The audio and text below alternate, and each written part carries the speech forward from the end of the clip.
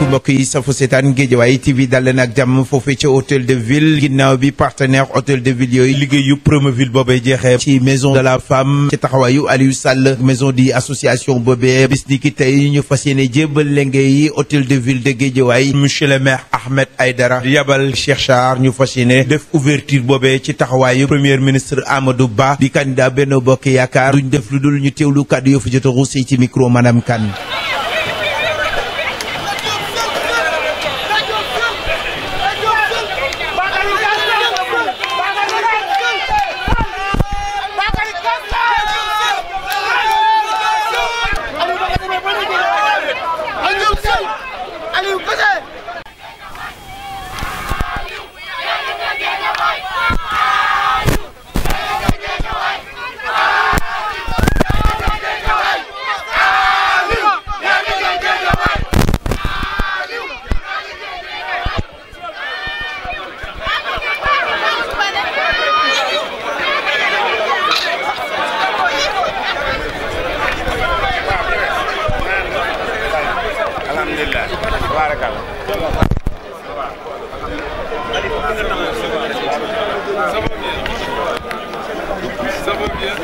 Quatre niveaux, plus 4,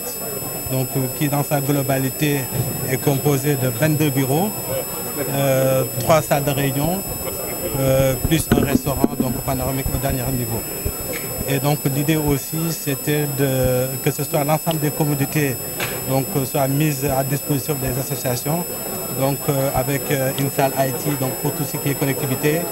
et tout ce qui est donc internet pour permettre l'accès donc à ces dispositifs. Et effectivement on a travaillé avec Promoville donc dans le cadre de ce projet donc et aujourd'hui donc on va vous visiter le bâtiment déjà réalisé. Voilà. Bon, il a déjà commencé, c'est l'architecte qui a fait le projet. Donc je pense qu'il est revenu un peu sur l'architecture de ce bâtiment-là, donc qui est un R+4,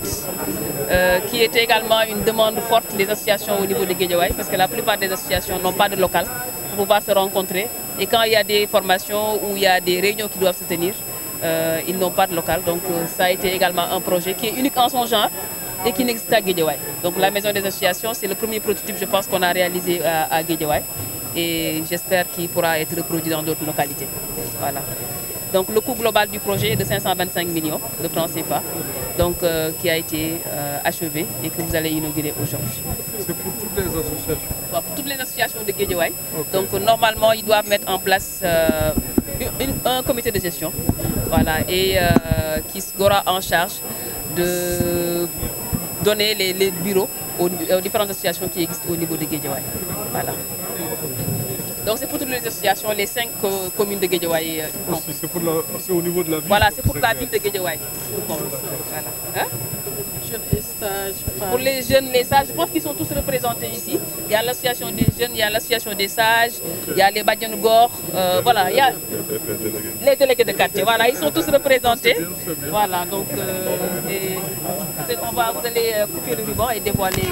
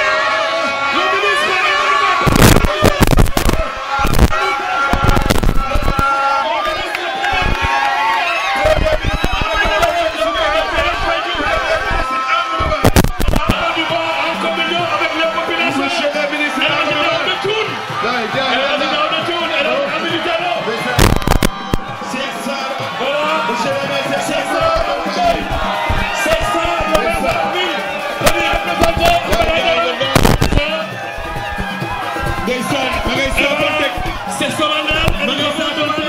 nous le prophète.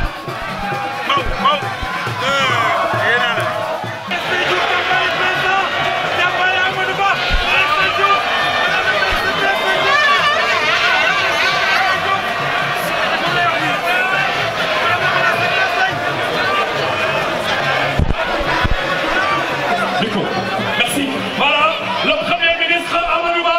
Premier ministre du Sénégal, à côté de Thérèse Faye Diouf, ministre du Développement communautaire et de l'équité sociale, Thérèse de la solidarité nationale, Madame le ministre Thérèse Faye Diouf, à l'accueil, le maire Sersa, premier adjoint au maire de la ville, à l'accueil, le ministre Lat Diop, ministre des Sports,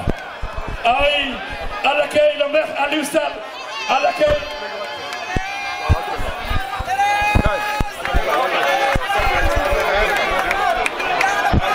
Ok,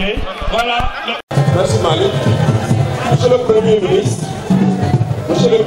Madame le ministre du Développement communautaire, de la solidarité nationale et de l'équité sociale et territoriale,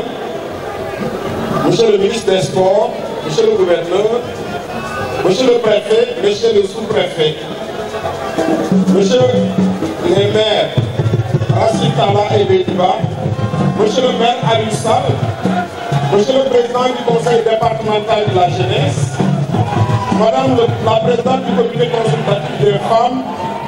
Monsieur le président du conseil des aînés, Monsieur le président de l'ODCAV, Madame la présidente du collectif, Madame le président du collectif des délégués de quartier, Monsieur le président du collectif des imams et oulémas, Monsieur le président de l'association des personnes en situation de handicap. Monsieur le Premier ministre, l'honneur me revient aujourd'hui pour vous présenter, pour vous souhaiter la bienvenue au niveau de la ville de Guédiawaye. Au nom du maire Ahmed Aïdara empêché, qui nous a demandé de le représenter à l'occasion de l'inauguration de ces deux joyaux que constituent la maison de la femme, Mantoulaye Diène, et la maison des associations. Ces infrastructures, Monsieur le Premier ministre, que nous avons l'honneur d'inaugurer aujourd'hui, sont sortis d'une réflexion, sont sortis d'une conception, c'est celle du maire Aliou Sall. Je voudrais vraiment lui dire merci au nom de toute la ville de Guédiawaye. Il a pensé, il a conceptualisé et il a commencé à réaliser les deux faisant en fait ce qu'il veut aujourd'hui dans le cadre de la continuité des services publics, la continuité de l'État. C'est une autre équipe qui est en train d'inaugurer. Mais quand même, monsieur le maire, merci beaucoup de la conception, merci beaucoup en fait de la vision que vous avez eue pour que Guédiawaye puisse avoir ces infrastructures que constitue la maison de la femme et la maison des associations. Monsieur le Premier ministre, ces joyaux que nous avons aujourd'hui permettront de régler beaucoup de problèmes. Ces joyaux, monsieur le Premier ministre, permettront aux différentes associations de Guédiawaye d'avoir un cadre d'accomplissement véritablement adéquat pour pouvoir se réunir. Et comme le maire en fait l'a bien conçu, on pourra les capaciter, on pourra les encadrer dans le district en fait de la ville de Guédiawaye. C'est pour cela nous félicitons le Promoville à travers sa directrice générale pour l'excellent travail qui a été fait. Enfin, monsieur le Premier ministre, nous nous engageons en tant que ville de Guédiawaye à prendre soin de ces joyaux, à rentabiliser leur utilisation et à l'optimiser et à en faire un bon usage. Je ne saurais terminer, monsieur le Premier ministre, sans rendre hommage au président Macky Sall pour sa vision, parce que lorsqu'on parle d'équité territoriale, il s'agit du président Macky Sall qui l'a bien fait et matérialisé par le ministère. Madame le ministre, félicitations pour ce travail. Encore une fois, au nom de la ville de Guédiawaye, soyez les bienvenus. Nous prendrons en tout cas soin de ces joyaux Merci à tout le monde, félicitations à tout le monde et en avant pour le travail. Merci. Merci. Je dis également le représentant du maire, honorable maire, cher Sarr, monsieur le ministre Diop, ñu lay nuyu bu baax, ñu ngi nuyu honorable député yi, les ministres et maires, su ma limee dinaa juum, chers jeunes, chers membres du mouvement associatif. Dama bëggoon 2 minutes ngeen def animation après ngeen may ma passé message bi nga xamante ni moom la nit ñi war a yóbbu waa kër Sénégal ñu leen di sant waa kër Latmingué ñu leen di sant Aliou Sall ñu leen di sant waa kër Traoré ñu leen di sant waa kër Racine Talla yëpp ñu leen di sant mais chers jeunes dama bëgg ngeen déglu ma parce que daa am loo xam ni moo ñu fi dajale te bu ñuy ñibbi ku nekk dafa war a am lu mu yóbbaale mobilisation bi rafet na yàgg na 14 heures ba léegi yéen a ngi fii dafa feesoon dell mais dama bëgg rek ngeen déglu ñu parce que son excellence le président de la république jàpp nañ ni tey moo toog fii muy le premier ministre Amadou Ba kon su fekkee ne dañ koy tege lu mel ni président de la république def lu rëy defal ko ndaw ñi muy la maison des associations ndax en 2014 ba 2015 dañ fi amoon SELEC ñu xëy préfet jël arrêté tëj le SELEC conseil de la jeunesse amul siège association des imams amul siège association des délégués de quartier amuñu siège association des charges amuñu siège association des bàjjenu gox amuñu siège ñu ñëw mairie fii débat d'orientation ñu ñëw fekk fii Aliou Sall le messie du département de Guédiawaye ñu ñëw wax ko suñu tolérance mu ne ñu ODCAV ñu may wax problème boobu mu ne ma Khalifa le président du conseil de la jeunesse comme que yow yaa jiite association yëpp ODCAV le maire jël sama logement en tant que directeur du stade Amadou Barry mu jël logement sama logement de fonction dox ko ODCAV li ñu ci des xaar leen maa leen di lijjanti kon nag ku def lu toll noonu parce que lii c'est une première au Sénégal la maison des associations je peux dire c'est une première en Afrique te loolu xalaat boobu xarañte boobu conception boobu c'est grâce au maire Aliou Sall un maire aujourd'hui et un maire pour toujours waaye nag chers jeunes tey occasion la ñu am pour inaugurer la maison des associations mais ndaw ñi li ñu defal ñun à Guédiawaye dafa bari seul stade Amadou Barry lañ fi amoon tey ñëpp gis nañ ne bijou moo tax le président de la république dama bëgg ni ngeen di tàcculee seen leader yi ngeen tàccul le président de la république tàcculeen le président de la république parce que ñun ay institution lañ képp ku defal ndaw ñi rek ñun dañ lay bàyyi xel ñu ñëw mu tabaxal ñu stade bu bees tax boo xamante ni mën na accueillir compétition internationale monsieur le premier ministre tey yaa ngi nekk le président de la république waxal ñu président de la république ndawal Guédiawaye ñu koy sant parce que defal nañu stade bu bees tax defal nañu maison des associations la maison de la femme c'est pour également les jeunes filles la maison de la femme c'est pour également pour vous si ngeen bopp war ngeen fa dem ñu leen fay former ñu leen fay encadrer pour que doomu ngeen mën a jouer seen rôle mais du ma terminer tey Guédiawaye à l'honneur pourquoi ministre Thérèse Faye dafa nekk suñu jigéen nekk suñu mag président de la république defal ñu lu bëri madame la ministre Nénétal mi toog maison de la jeunesse et de la citoyenneté bi ñu waree tànn département yi may leen ma ñëw waaw may leen ma ñëw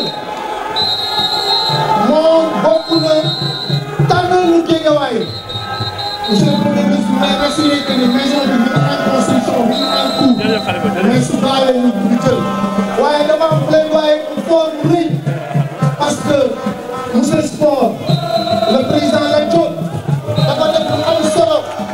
dafa ñëw fekk un club boo xam ne ñëpp ko bokk amul APR amul PDS amul dara mu jël ko téye ko 7 ans d'instabilité depuis que mu ko yoree léegi pour stade monsieur le ministre li nga def sa taxawaay jeunesse bi waaye ñëpp nga war a defal te loolu ko jeunesse politique mais loolu bii nga war a defal kon ñu lay sant defal na leen loo xam ni amu fi woon mu defal leen ko bâtiment bu mucc ayib pour ngeen liggéey ngeen tàggatu ngeen jëm te kanam su ngeen di jëm. gannaaw ba ma sant yàlla julli ci Yonent bi sallallahu alayhi wa sallam maa ngi nuyu monsieur le premier ministre di ci teg le ministre Thérèse Faye ministre du développement communautaire de la solidarité sociale et de l'équité di ko wax ne mooy suñu ministre de tutelle am naa yóbbanteem dinaa ko wax ci kanam fii nag donc ko waxee taxawaayu Adja Khady Dieye di jigéen joo xam ne du jàmbaar du di façon yéene yàlla nag fekke tey bés bi waaye ku ne xam na ko absence am mooy mission bi mu dem wax leen ko léegi di nuyu le ministre de la jeunesse di nuyu le président du conseil de la jeunesse di nuyu le gouverneur di nuyu le ministre Néné Fatoumata Tall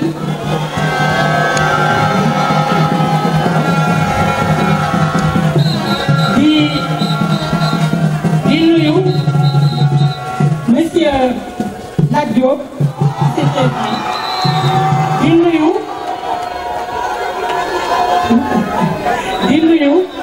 le gouverneur de la région de Dakar,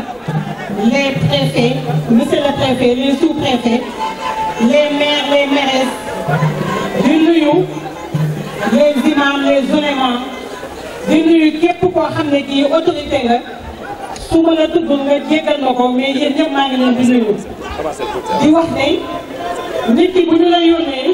su juumte amee wala bu fekkente ne am na lu ci am rëq-rëq ci man la waaye bi ci ko ma yónnee monsieur le ministre xam naa ne temps bi doyul parce que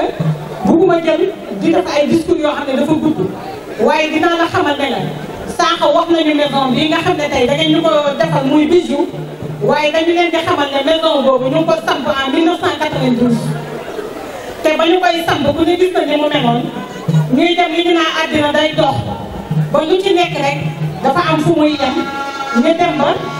bi mu demee ba nga xam ne màgget na yàlla tombé na ñëw monsieur Aliou Sall ñu di ko gërëm bu baax nag Adja Khady Dieye l'honorable député nee na naa leen wax ne nii muy gërëme Aliou Sall ci xolam la ko jëlee waxtaan ko jigéen ñi parce que nee na moo ko def nee na loolu moo tax mu di ko gërëm ba mu ñëwee waxtaan ak jigéen ñi ne dinaa leen boole koo xam ne day defal kër yi boole ñu ci projet Promoville ñu kontaan ci lool nag ndax ku ñu gis na lim ñu tegal tey 10 jours la léegi Guédiawaye nag am honneur boo xam ne ni ñu ko waxee tey ñaari inauguration la bii di maison Mantoulaye Guèye nga xam ne ñu ngi ko tuddee jigéenu jàmbaar joo xam ne ku jege woon jigéen ñi kon tur bi ñu ko tuddee du hasard kooku liggéeyul dara lu dul promotion de la femme ba ñu toll tey fii ñu toll kon dañ koy rendre hommage kon suñu jëlee kër googu liggéey ko ba mu sotti dafa am loo xam ne dafa wàcc lépp nee naa leen Aliou Sall ñun Aliou Sall seetul kii fii la bokk wala kii fii la bokk moo ne fi njëkk a may biir mag Khady Dieye nee na naa ko wax te ba ñu koy may biir bi ñu may biir mag booba toogagul sax amagul sa budget waaw tegawagul sax ci place am la nekk jigéen ñi du ma tas seen yaakaar dinaa leen may biir mag kon bu gërëmu nit doo gërëm yàlla mu may ñu biir mag boobu ñu kontaan ci lool lottu bi ko suñu benn xarit dem ci kon Aliou Sall Adja Khady Dieye nee na nekkoo fi de waaye mel na ni nekk nga fi ndax tey bu ñu inauguré kër gi nee na yaatal muy gërëm nag Ahmed Aïdara nee na doomam la ku ne xam na nu mu mel ci moom ak ni mu ko jegee di ko wax ne nag am na loo xam ne war na ko ci kër gi kon bu mu fàtte jigéen ñi parce que jëf gi ñu defar ni ñu ko waxee jigéen ñëpp ko moom amul xale amul mag amul ndaw ñëpp ko moom léegi nag ñu amaat chance la maison des OCD ñu ciy gërëm ñëpp na boobu OCD ñëpp ko moom madame nag le ministre du développement communautaire Adja Khady Gueye nee na moom su ngay xool day gis boppam ci yow parce que nee na sa militantisme nee na sa jàmbaar sa gëm li ngay def nee na day xool boppam ci yow ba nga xamante ne moom ndaw la woon nee na moo tax mu ngi lay ñaanal yàlla sa mandat bi nga eggale ko nee na ndokk yàlla na ba ñuy inauguré kër gi tombé ñu fal la ministre du développement communautaire nee na mu ngi ñaan xam nga ne matériel bi yëpp mu nga fa équipement bi yëpp mu nga fa nee na li muy séntu ci yow gis nga ba nga daan liggéey naka daan defee nee na bëgg na financement boo xam ne da koy accompagner famille kon ñu ngi leen di remercier di wax nag monsieur le préfet Adja Khady Gueye nee na affecté bi ñu la affecté fii mu ngi lay dalal jàmm dina ñaanal balaa nga fi jóge yal na la yàlla jox promotion kon maa ngi gërëm ñëpp di sant. jërëjëf auzu billahi mina sheytaani rajim bismillahi rahmani rahim asalaamaaleykum monsieur le premier ministre chef du gouvernement chers camarades Amadou Ba madame le ministre du développement communautaire ma chère sœur Thérèse s'il vous plaît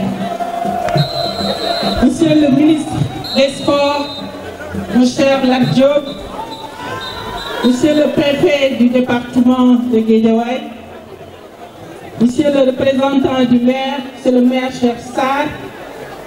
monsieur le maire sortant, je ne peux pas ne pas le citer, mon frère Aliou Sall, monsieur le maire de la commune de Wakhinane Bassine, toutes les autorités ici présentes, je ne peux pas toutes les citer, mon frère Mamidou Ba, tout le monde, les membres du Haut Conseil, les directeurs généraux, j'avais préparé un discours, mais nous avons une contrainte de temps, madame le ministre Ndeye Saly Diop Dieng, Diko Sargal. Monsieur le Premier ministre, ñu ngi lay dalal fii ci Guédiawaye ñu ngi lay dalal ci dëkk boo xamante ni dëkk boo mii la mi ngi lay dalal sa dëkk ndax nag unité 6 des Parcelles Assainies Golf Sud la bokk waa Parcelles ñu ngi leen xëccoo waaye ñun waa Guédiawaye ñun ñoo nar am président de la République. ñu ngi lay sargal di nuyu bu baax waa membre comité consultatif waaye di nuyu waa conseil départemental de la jeunesse ak suñu frère Khalifa Gueye. di la wax ni ñu ngi lay gërëm bu baax waaye di jiital ci gërëm li président de la république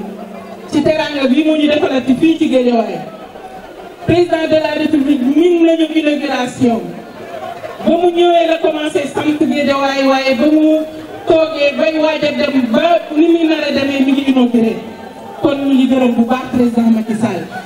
tey bu defee maison des associations def maison de la femme jëfam ci femme yi moo ko jiitu li ñuy wax autonomisation des femmes président Macky Sall moo ko def fii réalité ndax bu ma jëlee FONGIP bi nga xamante ni sama sœur Thérèse moo ko doon jiite def na fi lu doy ni 1,8 milliard financé près de 3000 femmes et jeunes kon bu ñuy wax autonomisation des femmes président Macky Sall champion la ci président Macky Sall mi ngi ci BRT bi président Macky Sall mi ngi ci hôpital Dalal Jàmm président Macky Sall mi ngi ci ENO président Macky Sall mi ngi ci yeneen ak yeneen bu ma ko doon lim fii lay fanaan kon nag ñëw nga foo xamante ni nii bu ngeen fi ñëwoon ngeen a siggi waaye nag bu ñuy wax infrastructure fii ci Guédiawaye monsieur le premier ministre acte boo gis dafa am jàppal jiw Guédiawaye dafa nekkoon ci lëndëm Guédiawaye nekk ci ay ruq Guédiawaye enclavé ñu koy wax banlieue waaye ba fi Aliou Sall ñëwee nekk maire nag la Guédiawaye siggi kon suñu amee maison yii ba ñuy nekk ci conseil municipal bi la bind Promoville demandé ko à ce que ñu tabaxal ñoom bijou yooyu waaye yamuñu ci hôtel de ville bu bees bii nga xamante ni daf ko tabax wan ba ginnaaw ci moom la jóge kon tey mën na am sañ-sañu sax taxaw inauguré bijou yooyu kon monsieur le premier ministre dañ lay wax ni fii ñëw nga foo xamante ni ndawu président Macky Sall yi duñ fi yaabuus ndawi président Macky Sall yi ñu ngi jóg di yëngatu di defar ku ci nekk yaa ngi bay sa waar Khalifa Gueye wax na ko sànq Guédiawaye football club fa mu jógee sori na fa ko Lat Diop bi muy sori sori na kon nag ak yeneen ñi ngi gërëm bu baax président Macky Sall ak képp kuy ndawam fii di ko sant di wax ni moo d'ordre bi benn la continuité nañu wax jigéen ñi continuité nañu wax ndax dañoo bëgg gratuité césarienne di continuité nañu wax ndax dañoo bëgg bourse de sécurité familiale yi wéy continuité nañu wax ndax dañoo bëgg ñuy inaugurer ay maison di inaugurer waat continuité nañu wax ndax dañoo bëgg financement yi di wéy ak DER ak Promise ak FONGIP kon nag ñu ngi leen di gërëm bu baax di leen sant di leen jox rendez-vous très bientôt kon nag Amadou Ba merci beaucoup. Merci beaucoup. Merci, monsieur le Premier ministre, à des contraintes et nous allons faire appeler Pape Diouf. Pape Diouf va venir très rapidement avant que le Premier ministre prenne la parole parce qu'il doit partir très rapidement. C'est vrai aussi que le chef de l'État a injecté 8 milliards 500 millions dans ce département. Mais c'est vrai aussi que doyul dañuy bëggaat mu defaat parce que Guédiawaye dafa rëy te Guédiawaye dafa am ay doomu Guédiawaye yoo xam ne ay fierté lañu ci réew mi ay dañu jege Macky Sall te war nañu siggi mais le grand défi aujourd'hui c'est 2024. Le grand défi c'est le rassemblement. C'est ces discours constructifs et rassembleurs qu'on attend de nous. Le président de la République souhaiterait tey jii ñun ñëpp ñu nekk benn bokk ndey bokk baay ànd ak jëmm ji pour ëllëg ñu mën ko fal le 25 février. Pape Diouf il est là, il n'a qu'à venir très rapidement. Didier, il faut mettre la musique de Pape Diouf très rapidement parce que le Premier ministre doit s'adresser à l'assistance. Pape Diouf.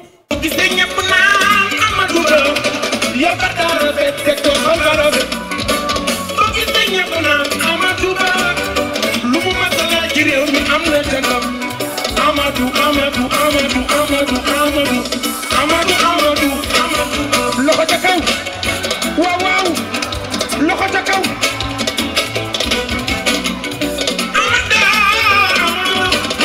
Amadou Ba jàmbaar la ana waa Guédiawaye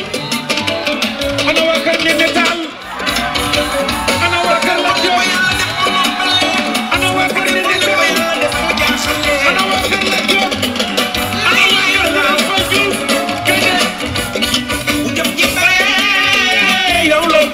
ku mel ni moom jàpp na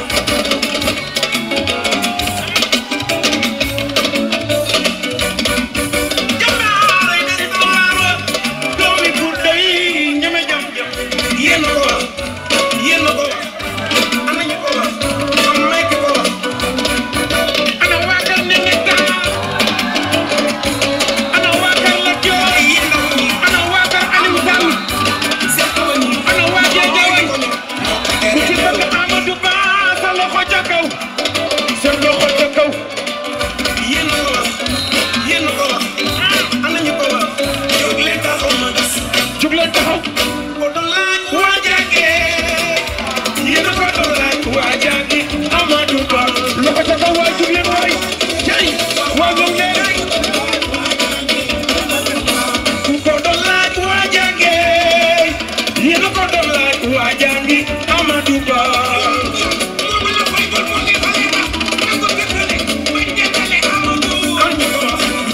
yéen a ko wax ana ñu ko wax yéen a ko wax ana ñu ko wax yéen a ko wax ana ñu ko wax yéen a ko wax ana ko doon laaj waa jàngi bi yéen a ko doon laaj waa jàngi Amadou Ba loxo ca kaw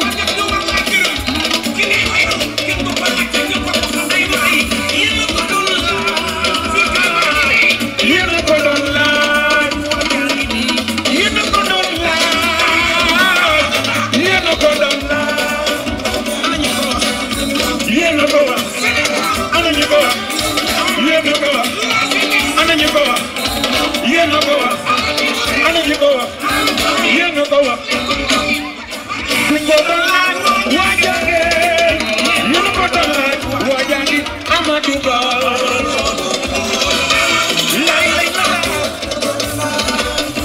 ay waay yéen a ko doon laaj yéen a ko doon laaj waa jàngi Amadou Ba waaw ana ñu ko wax ku ko doon laaj waa jàngi yéen a ko doon laaj waa jàngi ama awle waaw waaw ci kaw awleen ku ko doon laaj waa jàngeey yéen a ko doon laaj waa jàngi Amadou Ba. Merci monsieur le ministre maa ngi nuyu suma mag Aliou Sall di nuyu madame le ministre sama sœur Néné Fatoumata Tall monsieur le ministre Lat Diop fàttewuma suma sœur gaynde gi Thérèse Faye Diouf borom Siin ak Saloum jërëjëf. Madame le ministre du développement communautaire, de la solidarité nationale et de l'équité sociale et territoriale, Madame Thérèse Faye Diouf.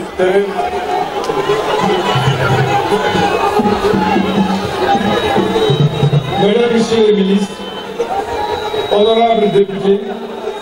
Monsieur le gouverneur de la région de Dakar, Monsieur le préfet de la ville de Guédiawaye, Monsieur le maire, Mesdames, Messieurs les autorités administratives, territoriales, religieuses et coutumières, chère population de Guédiawaye, c'est avec un réel plaisir que je me retrouve aujourd'hui à Guédiawaye pour procéder à l'inauguration de la Maison de la Femme et de la Maison des associations. Mon plaisir est d'autant plus grand qu'il s'agit de mettre un marqueur sur un point de rencontre entre la vision généreuse d'un homme d'État exceptionnel, j'ai nommé le président de la République, son Excellence M. Macky Sall. C'est vous dire tout le sentiment de fierté qui m'habite ce soir en procédant à cette inauguration dans ce département dont l'engagement des autorités et le dynamisme des populations forcent le respect. Merci aux populations de Guédiawaye, merci au maire Aliou Sall, merci au ministre Lat Diop, merci à Néné Fatoumata Tall, merci à Bakary Traoré, merci à tous les responsables de Guédiawaye. Merci au maire Racine. Mesdames, Messieurs, en érigeant ces infrastructures d'envergure et d'utilité sociale, le président de la République met les services publics à l'écoute et à la disposition des populations. Que le bonheur ressenti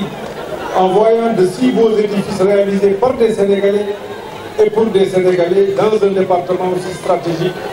que celui de Guédiawaye. Ces deux belles maisons destinées aux femmes et aux associations de Guédiawaye participent, je ne le dirai jamais assez, de cette ambition de modernisation de cette ville et par-delà du souci d'équité territoriale. L'accès des populations aux services, équipements et infrastructures communautaires de base est encore plus que jamais une préoccupation de premier ordre. C'est tout le sens de la synergie des interventions insufflées dans les différents programmes d'équité sociale et territoriale. Mesdames et Messieurs, chers invités, avec la construction de cette maison, le gouvernement n'est pas à sa première intervention à Guédiawaye, en effet. Avec un investissement total de plus de 8 milliards de francs CFA, la ville de Guédiawaye a bénéficié de plusieurs projets, notamment de 8 km de voirie intérieure, assainie et éclairée, répartis sur plusieurs axes. Ces tronçons, réalisés dans 5 communes,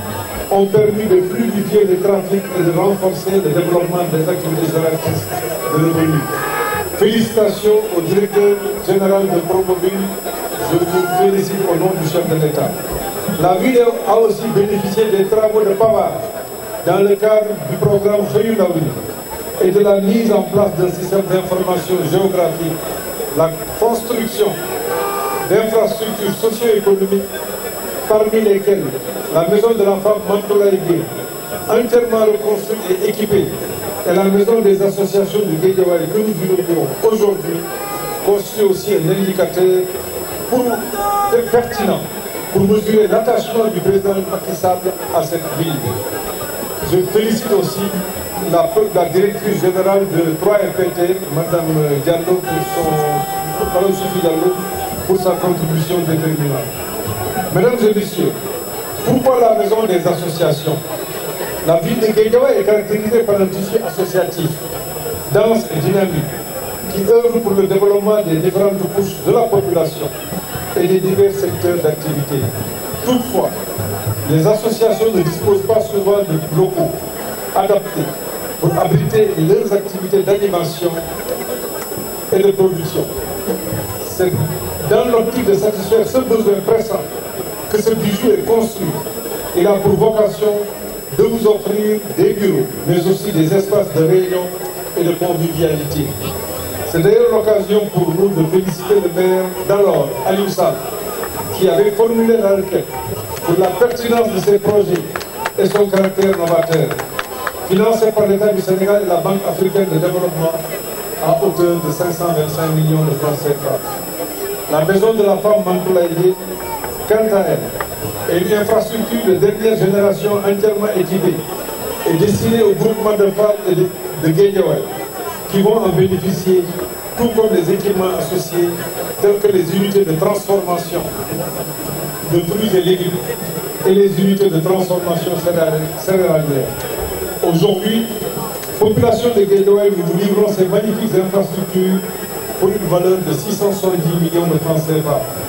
Je vous exhorte à définir ensemble la meilleure organisation possible pour qu'elle puisse profiter efficacement aux femmes, nos sœurs, nos mères et aux associations. Mesdames et messieurs, chers invités,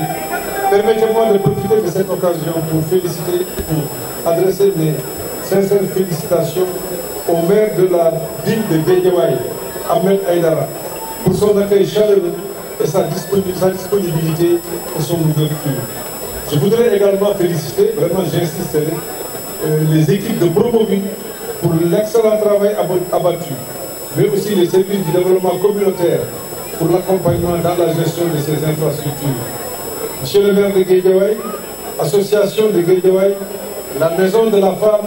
et la maison des associations sont à vous. Je ne doute point du bon usage que vous en ferez. Je vous remercie de votre attention. Population de Guédiawaye, je vais vous dire au président de la République. di sant seen i responsable yëpp di nuyu di féliciter ministre Thérèse Faye Diouf moom mi nga xam ni moom moo xewle tey ci turu gouvernement bi di nuyu gouverneur préfet di nuyu le maire de la ville de Guédiawaye ak di ko fi toogal di nuyu les anciens maires population yi yëpp maa ngi leen di nuyu di leen sant ñu ñëwoon fi tey pour jébbal leen ñaari infrastructure yoo xam ni président moo ko fi digal moo ko fi def mu doon kër gi nga xam ne moom la ñu dëppee Mantoulaye Guèye muy kër boo xam ne jigéen ñi ñoo ko moom ñu mën ci def seen i activités yëpp rawatina activités yoo xam ne dañ ciy formé dañ ci tàggat activités yoo xam ne dañ ci mën a liggéey bi daal seen doole activités yoo xam ne dañ ci mën a am ay financement loolu yëpp defal nañ leen ko jébbal nañ leen kër gi ak beneen kër boo xam ni association Guédiawaye ñoo ko moom xam nga Guédiawaye dafay département bu bees lu bari la def nit ñi développé solidarité andi ay association yu bari maire bi fi nekkoon xalaatoon association yi am na wax nañu fu muy daje Aliou Sall merci pour cette idée généreuse merci pour cette idée novatrice je pense que tu dois inspirer l'ensemble des maires du Sénégal parce que mbay association yi fu ñuy daje lu baax la moo xam ay bàjjenu gox lañu moo xam ay imam lañu moo xam ay délégué lañu moo xam ay ASC lañu bépp association mën fa am bureau ñu fay daje daanaka Guédiawaye en miniature de defaraat foofu à travers les personnes et les organisations qui représentent Guédiawaye. Félicitations pour cette idée et je pense que dañu ko mën a dupliquer fu nekk Thérèse je pense que war nañ ci bàyyi xel dem ko def ci yeneen fii ma leen di remercier ñi di leen sant di leen gërëm accueil bi rafet na accueil bi neex na nous voyons votre engagement nous voyons votre détermination pour que les projets du plan Sénégal émergent pour que les réformes du plan Sénégal émergent soient poursuivies soient amplifiées soient accélérées je vous remercie.